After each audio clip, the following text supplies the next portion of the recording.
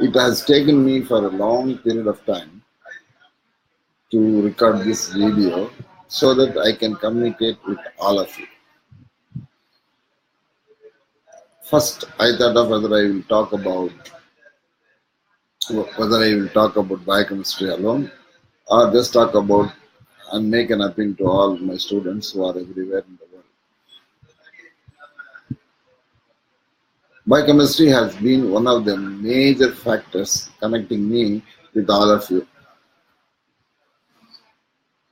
And this has given me an opportunity to interact with each and every lovely student of mine who have come across into my life. They have changed my perspective. They have given meaning to my life. And they made me feel I am also an important person in their life and career. So, I want to thank all of you for being so nice, kind, and generous to me, and for all the love, prayers, and affection you have shown towards me.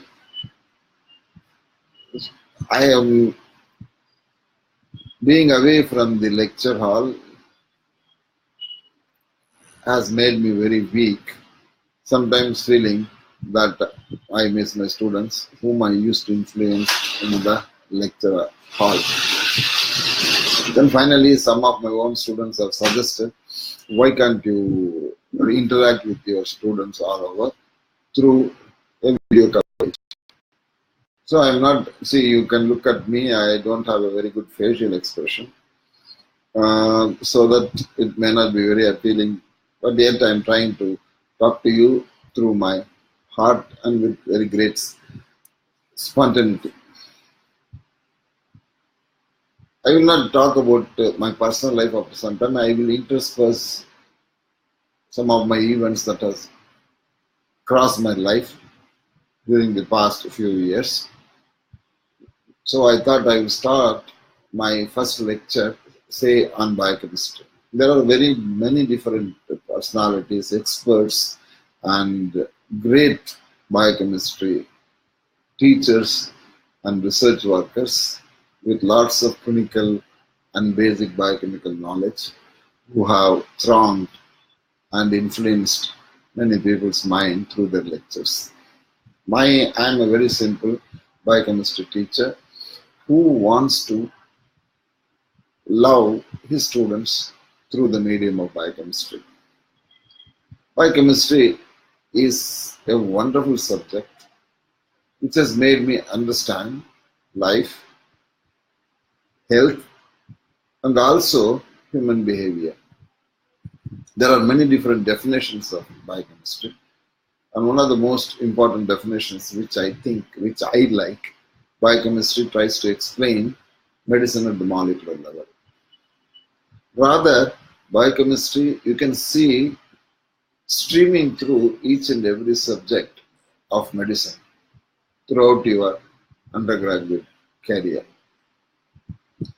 Some people may agree with me, some people may not agree with me, but you would have understood that biochemistry is part and parcel of your lives also, because it not only influences and improves your perspective of life, and also it also explains to you the very importance of how biochemistry, though an abstract subject, tries to give a molecular explanation of all your events, whether it is normal, whether it is abnormal, or whether you are depressed, whether you are accelerated, whether you are in a very sad situation also, or whether you are going to have the thought of trying to end your life. See, I do not want to stress on it. Well, because many people would have known a person who wishes to commit suicide because of so many reasons. The levels of cholesterol seems to be low. So it indicates cholesterol level in the serum. Many people think is very important. Only when its level is increased in the blood, that has to be controlled so that you do not suffer from any cardiovascular events because of, say, a deposition of cholesterol in the intimal layer of the arteries. but also remember it plays a very, very important healthy role in our body. And this misconception that low cholesterol has no influence in your pathology is you need to be thought about. See, I'm just talking to you very spontaneously. See, I have not prepared any notes. I do not want to impress upon you that what I am trying to do. I'm just, whatever thoughts come to my mind, in being an introductory lecture, I'm just talking towards you. And it's a very well-known fact that diagnosis is one of the key areas of biochemistry. And many people think that you require a great knowledge about medicine, about the patient, and also about the nature of the condition to think about the diagnosis that is related to clinical biochemistry. As a clinical biochemist, whether you are a medical man or a non-medical man, it is your duty to talk to your students in correct perspective and also its relation to medicine. It is not just simply talking about structures, it is not simply talking about parameters to be analyzed from the blood. So, for example, like it is a very well-known fact that serum or the blood glucose level is a random marker for diabetes mellitus. And just you take the blood sample of a patient and then you find out that the blood sugar level is very high. Depending upon which patient you are dealing with, you can come to a conclusion whether this person is having an impaired glucose tolerance or hyperglycemia or due to any other endocrine disorder apart from the known cause of diabetes mellitus. So naturally a random blood glucose teaches you that you have to take further tests to clarify what you are supposed to do. So you all of you must be knowing the normal range of blood glucose, which is supposed to be, fasting blood glucose is supposed to be up to 110 milligrams, from 70 to 110 milligrams. This is a reference range which is given by the Western nation, and then we always follow whatever is being taught by those Western nations. But unfortunately, we need to have our own reference range. So that every laboratory that we are going to come across has to set up a reference range even for a parameter which is of universal nature from different age groups, whether it is a pediatric patient, whether it is an adolescent patient, whether it is an adult or whether it is an elderly patient, whether it is a male or a female. All these patients, normal blood glucose reference range, we need to establish in every laboratory. See, we have a national accreditation board for doing all these procedures, which tries to tell you about specific learning outcomes, SOPs you have to supposed to create, and then now licensing, all these things are monitored by them so that the standard of the clinical chemistry laboratory is maintained. And it is also said that the clinical chemistry report has to be signed by a person with a basic medical, which I don't object to. Why? Because they study and they know the clinical condition, but at the same time, this cannot be applied all of a sudden. So this is just my perspective. Maybe I'm wrong, because I'm after all a human being. So once you are establishing this, naturally you know that to find out whether the person is suffering from impaired glucose tolerance test or he is having diabetes mellitus, all of you know that you go for a oral glucose tolerance test, which is supposed to be about 1.75 grams of glucose dissolved in, say, 250 milliliters of water, which is given over a period of, say, 5 minutes time, we can say maximum, because you cannot gulp it all of a sudden. So you know the procedure. Why? Because I do not want to. I will go to the laboratory procedures later, and so naturally, if the second 2-hour post glucose load, if it is more than 200 milligrams, it indicates definitely diabetes mellitus. And if the fasting blood glucose level, which is supposed to be more than 126 milligrams per deciliter, which puts a doubt in your mind, so that you go for a oral glucose tolerance test to say that this patient is suffering from say diabetes mellitus.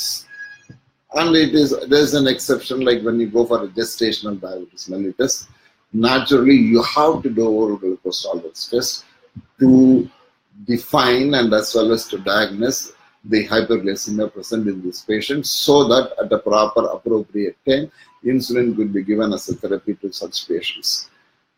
So these are all the areas. That is why blood glucose then their question is why the reference range between 70 to 110 milligrams of per deciliter of blood glucose is there.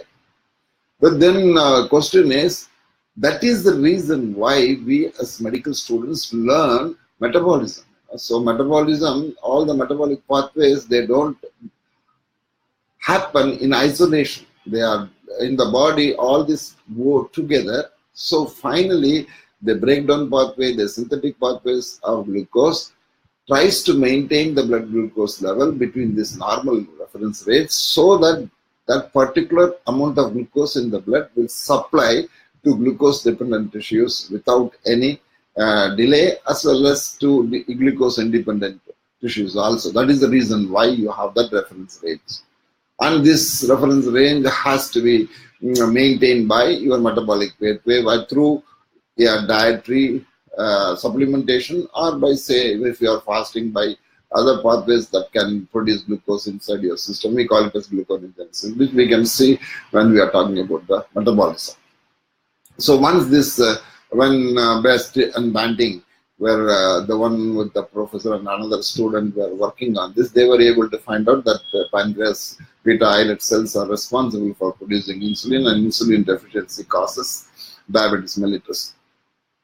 So that also biochemistry explains the cause of a disease. Like, say that if insulin deficiency, absolute or relative, can lead to hyperglycemia that can result in diabetes mellitus. We will not go into classification whether type 1, type 2, or MODY or other genetic disorders. Just for the time being, we can restrict ourselves to this. Then finally, what happened was, then they thought if you could give insulin to a patient, you can control blood glucose level. One of the most important hurdles that one can experience when you are trying to give an insulin injection from, say, bovine or porcine, whatever it is, you are giving directly into the systemic circulation.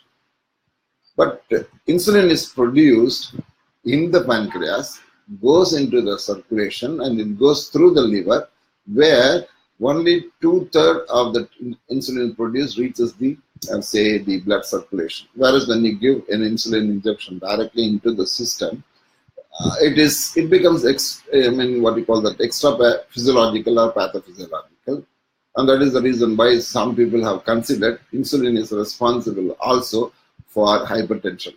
That is, it narrows down it promotes the development of smooth muscle cells in the intimal layer. The narrowing of that naturally go into the hypertension. Then when the manufacturers wanted to produce insulin in the early days, they had to kill lots of animals, take out the pancreas, the protein, purify the protein, isolate insulin, again purify it. So you take kilograms of the organ, you end up with milligrams of insulin. And that had put a lot of stress on the manufacturing industry. There comes genetic engineering. So genetic engineering was able to solve this problem through the production of human insulin in E. coli. We will talk about this also in our next lecture. So biochemistry tries to help you with diagnosis. It also tells you the cause of the disease, and also puts a road map for you how to go about deciding what type of a treatment you can give it to this patient whom you are coming across. So there are many different ways you can talk about this, and with this I don't think I have taken lots of time, but please remember, biochemistry is a wonderful subject. It explains everything about you. For example, if I am very loving and caring, it is because now we know that Because maybe if you take my blood sample and then analyze, you may find out that oxytocin is slightly higher when compared to others. And if somebody is very aggressive, then if you could test his blood, maybe the androgen levels in that person may be very high. So it also tries to give an explanation for what type of a human personality you are. How you study biochemistry and how you approach it and what type of a book you can follow. Unfortunately, nowadays what is happening is that previously when we were all students, we were given bigger textbooks so that you learn more about the subject. From that you winnow out the essential points and then you study and compile the facts which are essential for your profession. But nowadays, I was shocked to see on one of the markets for first BDS, 25 years of papers being solved and given to them in the first year itself. So that means we have become more examination oriented. I do not want you to be like that. See, life is beautiful. Learning is very, very essential. Whatever you learn it thoroughly. Do not sit. I know this is very, very important to clear your examination. As well as, for example, if you want to get into postgraduates, you need to have a definite knowledge so that you can't study everything.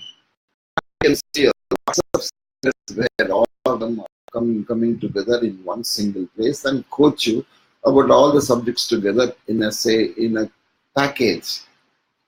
So they are trying to tune. See, you are all, when you learn your subjects very thoroughly during your graduation period, why you need all these things? Anything that has been given to you, you have the capacity to understand. You have the capacity because you have understood the core concepts.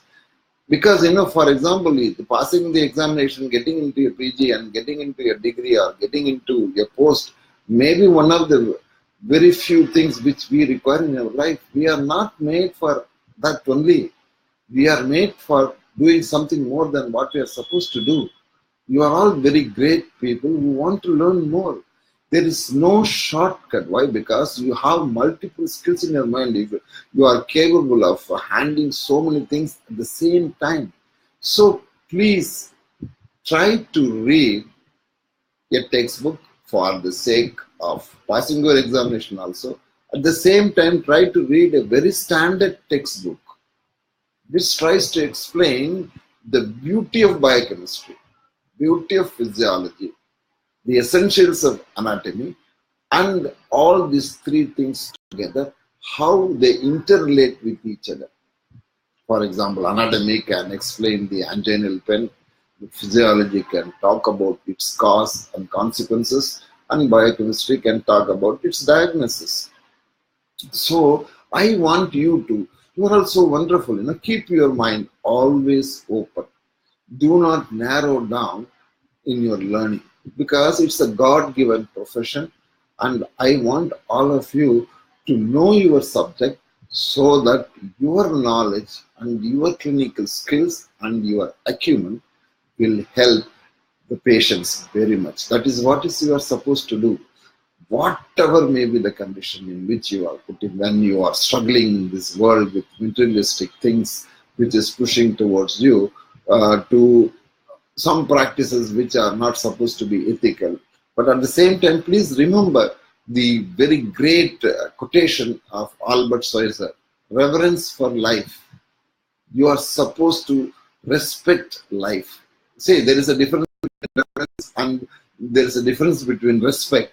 Respect because of age, you can look at my face, see my face is having lots of gray hair, you may respect me. But reverence is something it comes out of your mind because you love the other person because of his knowledge or because of his concern, because of his honesty, because of his love for you.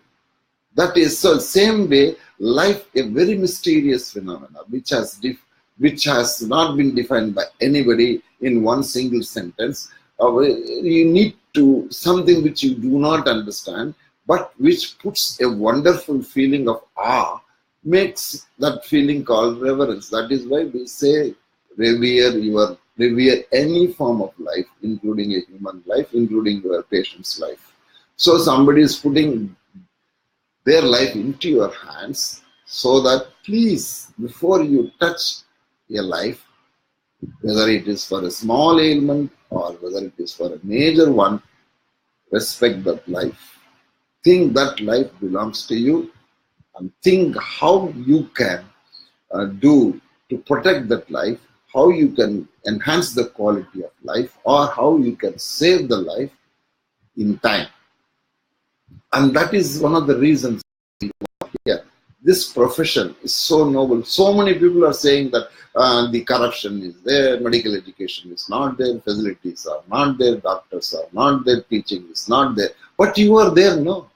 You are a human dynamo. There is no need for you that whatever facilities are available, because of your concept to learn better, to learn honestly, and to go in search of true knowledge, you can learn better. You can become the ambassadors of medical educations. There is no groups here. See, there is no group. We are all doctors. I am just ordinary biochemistry man, but I wanted to tell you this. Please remember this. You are here in this life to serve the cause of education. Education is what? You are trying to alter the behavior of somebody through your experience and through your facts, through your knowledge, your comprehension, then how you apply it, and then how useful it is for you also, for others also. And that is what I want to tell you. For example, when I say life, there are so many definitions you can say. Some people will say that life is like this, life is simply sodium potassium gradient. If I say life can be explained, thus maintenance of sodium potassium gradient. Why? Because that sodium potassium gradient is very important for cell viability. It prevents you from cell maintenance of the cell volume. If the sodium potassium gradient is altered, depending upon which organ, whether it is a heart, whether it is your digestive system, whether it is liver, whether it is your kidney, the physiological functions are altered, is it not? For example, if you simple thing like the international diarrheal diseases, Calcutta, when people were dying of diarrhea, of fluid deprivation, they produced the solution, is it not? Say, add a pinch of salt to a glucose solution. That saved millions of lives. It's only, they didn't go for very great things, and they thought very simple things. That simple finding has saved many people from diarrheal diseases, which was a kind of a catastrophe for many of the children who are born in a very poor conditions. So, for example, like cell viability, neuromuscular excitability, absorption of your food materials, they all require sodium potassium gradient. So I think this is my 23 minutes to 30 minutes of my talk, and I will try to talk to you continuously like this. I have never thought about money. I have never thought about my family. I have never thought about anything. Biochemistry has become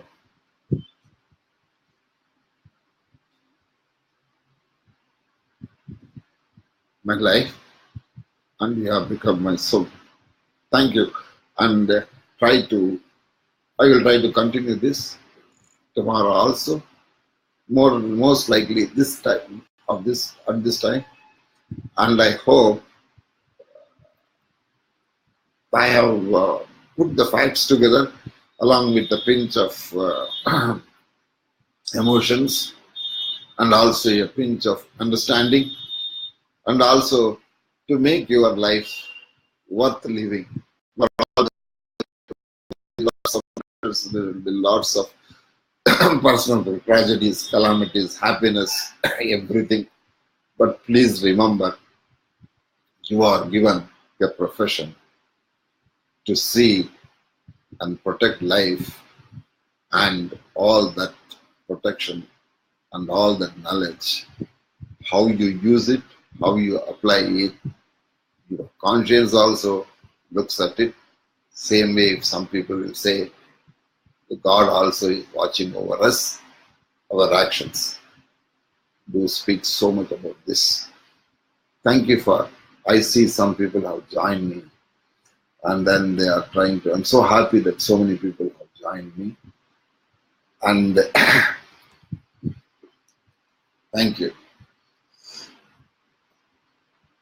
I'm doing this in the most difficult circumstances because I tried to overcome all this, my personal difficulties. I did so many things, but I thought finally only through my biochemistry I can reduce those problems so that it creates a platform between you and me. And I will talk about the biomolecules in my next lecture, and then I will talk about its chemistry. And see, I do not want to separate chemistry from metabolism. Once I finish the chemistry of biomolecules and metabolism, before that I will try to give an introduction to vitamins and enzymes, so that, because enzymes and vitamins you have to know very clearly so that you are capable of understanding your metabolism very well. Biochemistry is not a very difficult subject. It is a very easy subject. Many people think it's an abstract subject. It is not abstract. Please try to put up, light up your imagination. Allow your molecules to flow through your mind. Then you will find out how beautiful those molecules, why those molecules are there to make your life, make my life, and make everybody's life unique. Why we are like this, whether it is genetics, whether it is DNA, whether it is messenger RNA, whether it is proteins, or whether it is your nature, all these things can be learned through biochemistry. I'm going to talk to you randomly. I am not going to prepare any notes. Whatever thoughts are coming to me, I will talk to you the way it is supposed to be talked. And if any of you have any doubts, into your first book, I will try to answer them. Thank you very much for listening to me. It may not have been a very great lecture. It's a very simple lecture. It is not a super specialty. It is not a surgical, what you call surgical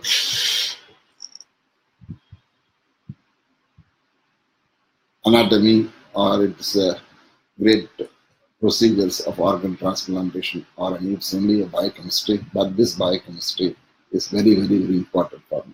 Thank you very much.